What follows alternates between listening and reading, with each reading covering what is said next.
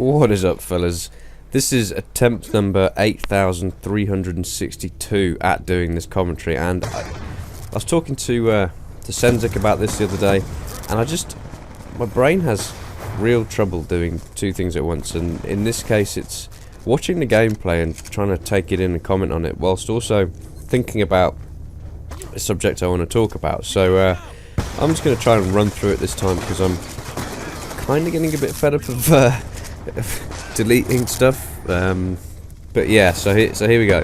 Now the gameplay itself it's not the best you're ever going to see on my channel. It's CTF on Hijacked, and I am juiced at the time of recording this gameplay. So it was, for those of you who don't know, Wednesdays I play six-a-side indoor football for an hour, and a group of us, it's actually a group of dads from my boys' school, and it's a bit of a laugh, and we spend, I don't know, an hour playing football and then maybe 2 to 3 hours in the pub afterwards. So this was recorded after that, and I'd also had a few more beers once I'd got home, so pretty juiced. Now my movement in this is absolutely shocking, and I might have to edit things down. I think I'll probably try and cut out the deaths, because there's quite a few. Actually no, I think I go 22 and 2. There's this bit you're watching now, which I might have to trim down, where I find myself upstairs in this bedroom area, and I don't know, nothing goes on for about 4 minutes. Now if I was sober,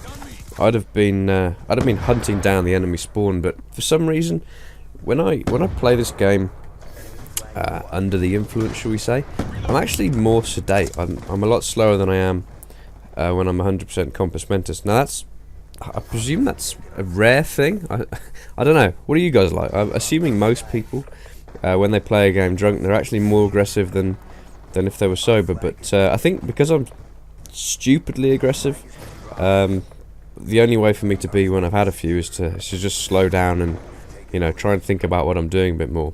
But I don't know. And on the subject of drinking and playing, you need to go and check out a little series that my boy Senzik is doing. It's called Drunk Ops. It's getting a lot of views, but I think it deserves more, so I'll put a link on the screen now. I'll also put one in the description. But basically he goes out, comes back at like 2-3 AM, tries to record commentaries, and you can tell this isn't fake. He is properly scrambled when he's recording these things. We are trying to one day do a Drunk Ops dual com, but the problem is with time zones and stuff like that, it's quite difficult, because it means he either needs to get drunk really early in the day, or you know, I'm still drinking at like 8 AM, which is not something I don't mind, you know, I particularly mind doing. But if I'm going to be drinking at 8 AM, I don't kind of like the idea of doing it sat in front of my TV. But whatever. So this commentary it's already going off on a tangent, but it was prompted by something I saw at CES called the MAG 2 gun controller, and it just I'll put a link to this in the description. It's like $150 on Amazon.com and $94.99 on Amazon.co.uk, and basically it's a wireless controller. I saw a highlight of it. I might try and put this on the screen. I don't know if I can do that, but I'll try and run with it and see what happens. But credit to Unbox Therapy.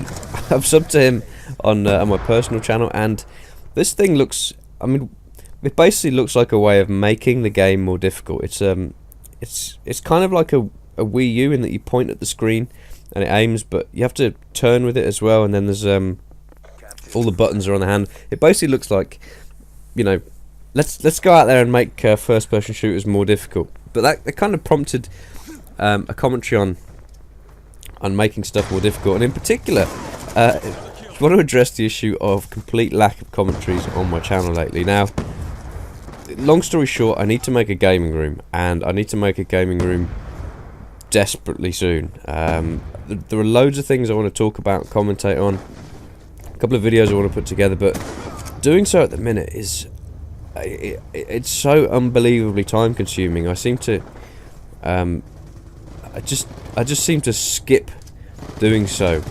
If anything comes up that's slightly easier, I will take that option, and here's why. So my PS3 and my capture card, the AVerMedia Game Capture HD, they're in my bedroom. Now, you know, got a really comfy chair in here, 40-inch HD TV, and you know, it's nice and comfortable. Enjoy gaming in here. But what it means is that once I've recorded a few games, I will then go back to my capture card and review them.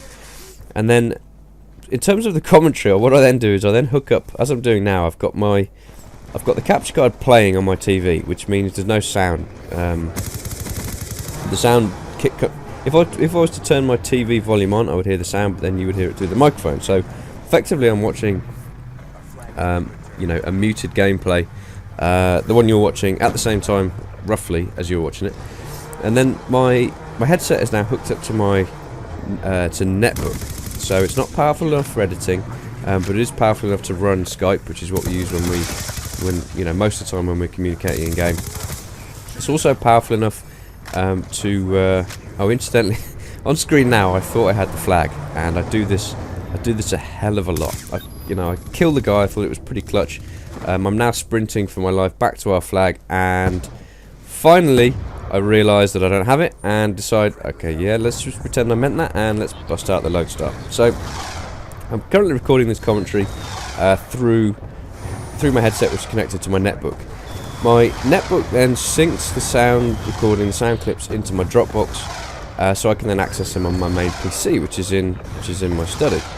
So if I want to make a decent sort of edit, I then have to take the clips from AVerMedia, pop them in my main PC, which it's just simple as putting a caddy into my PC, and then sort of editing them down. But when I then come to render them, the PC I'm using, it was once a beast, but it's a bit out of date now. It's like a Pentium 3, something like 700 MHz, whatever they are.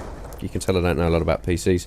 And like a gig of RAM and some kind of graphics card. But there was a time when this PC was an absolute beast, but not anymore. So so rendering them is just so tedious. So at the minute I'm in the market for either a gaming laptop or a gaming PC, and I want to move everything into my study so that I can kind of edit stuff on the fly, and it'll just make life a lot easier, and it means I can then get more videos out.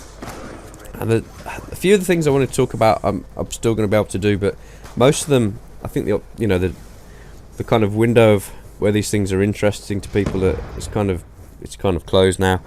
But the problem I have is, you might think, well, why don't I just invest the time in it? But I run my own business and have a lot of sort of family commitments at the moment, and I just can't put aside like 5 hours to record and edit and do whatever else is necessary to get a gameplay good enough for my channel. So I'm going to try and get this all set up properly, and I suppose you could call it a man cave, but we will see.